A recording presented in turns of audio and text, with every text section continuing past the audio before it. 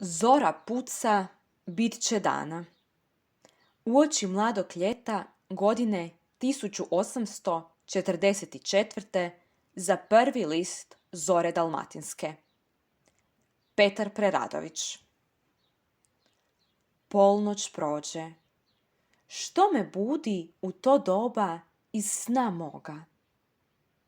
Žice same zaigrale na guslama djeda moga. Zaigrale i stihana, zora puca, bit će dana.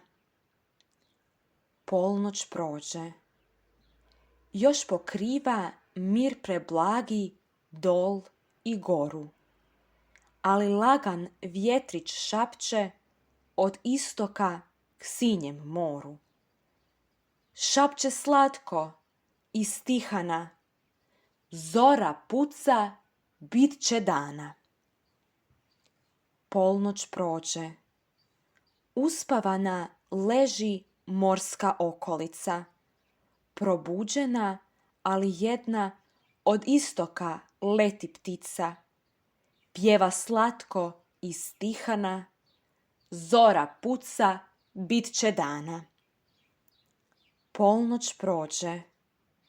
Još u tmini nebo, zemlja jest i voda, ali sjeva od istoka sjajna vila slavskog roda. Glasi amo i stihana, zora puca, bit će dana. Zora puca, bit će dana. Okreni se k zlatnom vedru, slavna zemljo dalmatinska. Evo zore u tvom njedru, da otkrije zakopana tvoga blaga. Evo dana.